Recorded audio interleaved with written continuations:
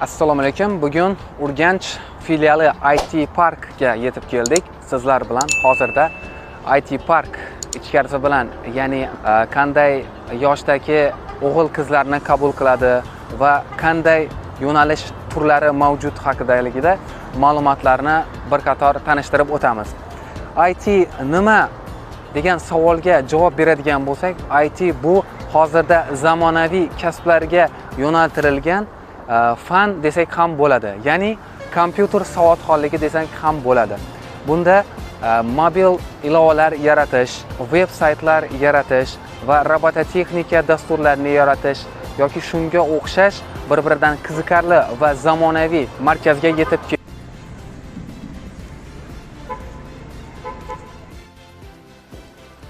Assalomu alaykum. Xorazm viloyati Urganch filiali IT Park markazimizga xush kelibsiz. Siz ham kelajak kasbini tanlamoqchimisiz? Siz dasturlashga qiziqasizmi? Va hozirda IT sohasining eng rivojlanayotgan yo'nalishlaridan biri robototexnika yo'nalishlari bor. Bundan tashqari matematika va ingliz tili fanlari bilan ham shug'ullansangiz bo'ladi.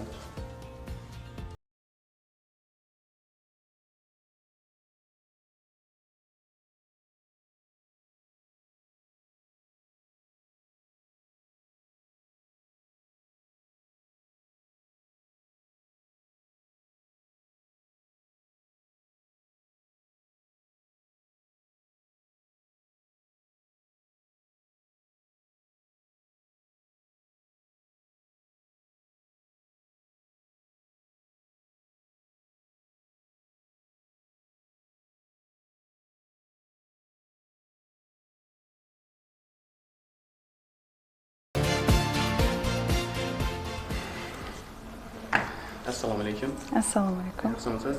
Xudo xolasa yana ko'rib turganimizdan avvalgi axborot texnologiyalari kolleji qayta rekonstruksiyadan chiqqanimizdan keyin hashamatli IT Park markazga aylantirilibdi. Shu haqida bir qator ma'lumot berib o'tsangiz.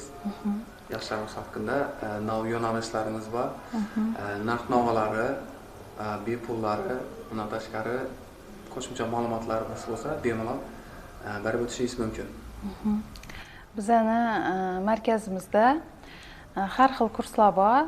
Ayniqsa shu IT sohasiga mo'ljallangan, ya'ni kompyuter savodxonligi, veb dasturlash, grafik dizayn, robototexnika, mobil ilovalarni yaratish. Undan tashqari ingliz tili bilan matematika ham bor. O'g'il-qizlarimizni qabul qilganda yosh chegaralari haqida ma'lumot berib o'tsangiz. Yoshi asosan 12 yoshdan yuqori yoshlarni, o'quvchilarni olamiz, qabul qilamiz. Asosan ular kichik yoshlilar robototexnika va kompyuter savodxonligi, ingliz tili, matematikaga jalb qilinadi. 7-sinfdan yuqori, ya'ni 14-15 yoshdan yuqorilari dasturlashlarga ko'proq yo'naltiriladi. Yoshlarda ko'pincha men o'ylashimcha eng ko'p beriladigan savol IT bo'yicha agarda ma'lum bir kursni chiqqanimizdan so'ng ishga joylashib bilamizmi degan savol bo'ladi menimcha. Shu haqida ma'lumot berib o'tsangiz, masalan, tanlovlar bo'ladimi, tenderlar bo'ladimi, shu haqida ma'lumot berib o'tsangiz. Bizada shu avvalambor har bir o'quvchini o'ziga bog'liq. Masalan, biz ta'lim beramiz. Ta'lim berganda shu minimum 4 oy. Asosan har xil tanlovlar bo'ladi. Masalan, shularga biza tavsiya tanlovlar bo'ladi-ku, shularga tanishtirib boramiz-da. Keyin undan tashqari ma'lum bir yo'nalishlar haqidagi hozirgi bo'lib turgan narx-navolar bilan tanishtiramiz asosiysi. Bizani o'rtacha narx-navolar haqida tanishtiraylik. Bizani markazimizdagi o'quv kurslarining narxlari shu 200 ming atrofida, 200-250 ming atrofida bo'ladi. Demak, bundan tashqari o'qishingizni boshqa o'qishlarga qaraganda afzalliklar haqida ma'lumot bering. O'qishimizni boshqa afzalliklar tomoni bizada hamma sharoitlar yaxshi, kompyuterlar bilan, zamonaviy texnologiyalar bilan ta'minlangan. Robototexnika kursimizdan juda ko'p hamma narsalar bilan ta'minlangan. Undan tashqari bizada IT markazimizda yoshlarni, ya'ni daftardagi yoshlarni, yoshlar daftarindagi yoshlar, ayollar daftarindagi ayollarni, keyin temir daftardagilarni bepul 6 oy davomida o'qitib bilamiz. 1 million kodersni masalan 0 dan kelgan bola menimcha tushunmasa kerak, to'g'rimi?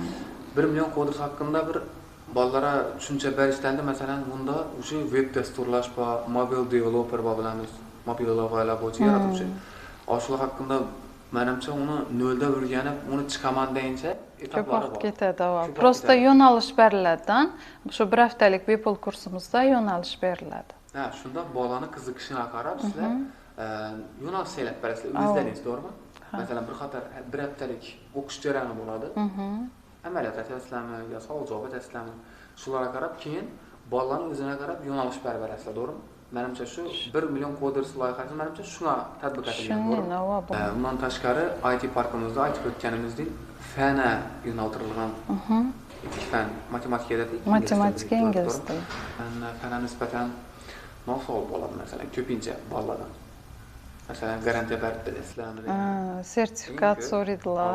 Masalan, ishga joylashtirilgan vaqtda IELTS bo'yicha tayyorlashlarmi, yo gaplashish bo'yichami, yo grammatika bo'yichami, yo o'qishmi? Boshda 3 oy grammatika bo'ladi, so'ng IELTSdan yo'l qo'yajak bo'lib turibdilar hozir. Shunda sizlar hozir boshlang'ich fundament darslari bo'ladi, to'g'rimi? Fundament darslari bo'ladi. Shundan keyin bolalarning o'yiniga qarab hozir toza ochilgan markaz bolalar uchun bolalarning istagiga qarab, talaba qarab desak bo'ladi. Talaba qarab shunda har xil darajadagi mavzularni ochasizlar, to'g'rimi?